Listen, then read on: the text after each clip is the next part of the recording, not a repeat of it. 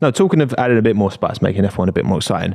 I was listening to the Sky Sports F1 podcast last week, and Crofty was talking about his thoughts as to how the sprints and certain rules can change. And there was a couple of interesting points he brought up, which I thought would be fun to discuss.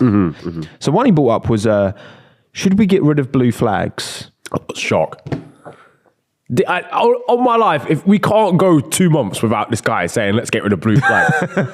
Crofty, you're great in it, but like, just keep banging that drum. It's a thing in IndyCar, isn't it? They have blue flags in InDCar. You gotta just. I think you're right. Yes. But that's a long day. If you're a lap down, you shouldn't get the same privileges as a guy that's on the lead lap. Okay. Therefore, if you're a lap down, the big boys on the way, got to let them through. I don't see why you should start getting involved in it. Though having said that, on the flip side, would cause drama. It would. To increased amounts. Like imagine, it's Brazil, 2002, I think.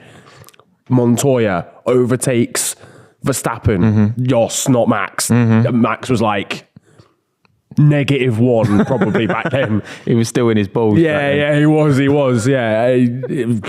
Montoya probably kicked them as well after. He overtakes him, laps him, and then Verstappen crashes into him. Montoya's leading the race. Boom, he's out. If that happened now, there'd be a genuine scraps in Park Fermin. Well, you had Ocon trying to unlap himself in Brazil. Oh yeah, true. Yeah, exactly. You are entitled to do that. I think. Look, I just don't know if it makes it more entertaining. I think you just end up with cars stuck behind other cars that are like a lap down. What's the reason to not do it?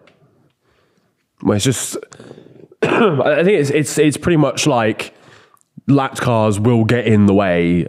And I guess it's the argument of, should a car that's a lap down, that's like a minute off the pace, be allowed to just chill and like hold up guys that are actually battling for a win? So I would say what's in it for a back marker to hold up the race leaders? I don't think there's anything in that. And also, if you are a second a lap quicker, you should be able to overtake them pretty easily. Yeah, no, true. Yeah. Without them having to be told, like, you have to, within 4 flags or whatever it is, you have to concede, otherwise you'll get a penalty. Because then, obviously, a lot of the time you do have these scraps. You'll have a scrap towards the back, but maybe it's like, even if it's just like P13 or whatever, but sometimes it's maybe a scrap for the points if it's been one of these races where, Max has absolutely run away with it and it's lapping, half the field.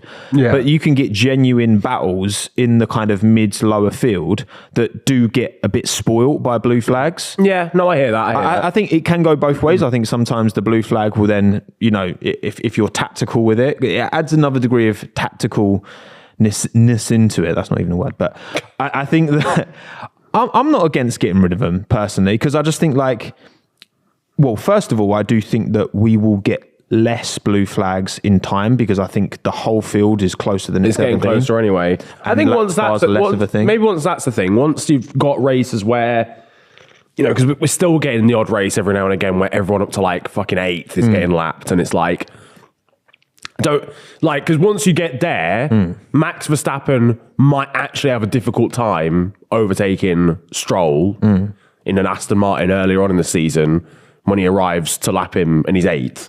Like, that won't be a situation of you're going a second lap quicker than him. You should be back in this because you haven't thought something. Oh, okay. Hit me. I probably haven't. That is true. I don't think very often. Right. Niran Briatore, you want the chaos, right? You want the chaos. Well, all right, let's say that, you've got, I don't know, say 2 Red Bulls at the front, right? And then, one of them has a technical issue or gets caught up or stalls on the grid and falls back. Oh, yeah, I know where this is going. And then all of a sudden, like later on in the race, and maybe Ferrari's giving a bit of pressure. Maybe he's got ahead of one of the Red Bulls. And then Leclerc's leading the race. Perez, oh no. Defensive, driving to hold him up. And do essentially what Checo did to Lewis at Abu Dhabi 21. Yeah, but a lap down. You'd be entitled to do that. Yeah, you would. Yeah, without blue flags. You'd be entitled to do that. And you know what? Like, to be fair, I mean, that, again, Checo and Lewis, Abu Dhabi 21, Checo elbows out, but that was fair racing. There was nothing unfair about that. Oh, yeah, no.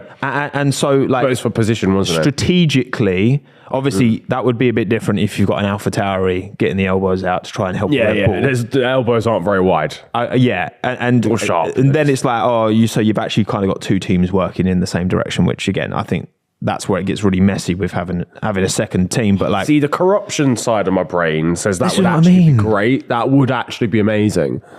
But the logical side of my brain knows that's probably the reason why blue flags exist in the first place.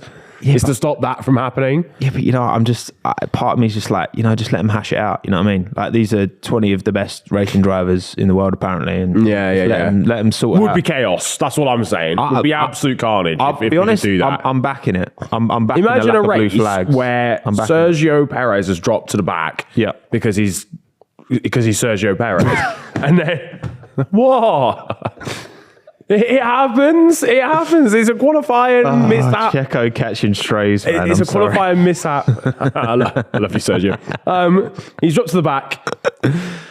He's pitted, whatever, and he's about to get lapped by, I don't know, Lewis Hamilton, who's in the lead, or I don't know, fucking Leclerc's in the lead, or whatever. Lando's in the lead. Sergio starts holding him up, and then a charging Max arrives on the scene. Carnage. Probably all three of them out by the end of the race, probably. But it would be chaos. Look, I'm not against it. I'm honestly not. I'm not against getting rid of blue flags. And I think it's less of a, again, when you go back not that far into the past, right, where the slowest cars, I mean, the Haas in 2020. Was it 2021? Yeah. 2021, sorry. Because I remember being at Silverstone for that race, and you can't fathom, until you see it in person, just how much slower them two were than everyone else. Yeah. And to be fair, that was like the one race where Mazepin was actually quicker than Schumacher. Yeah. So that didn't help, because obviously it was still shit.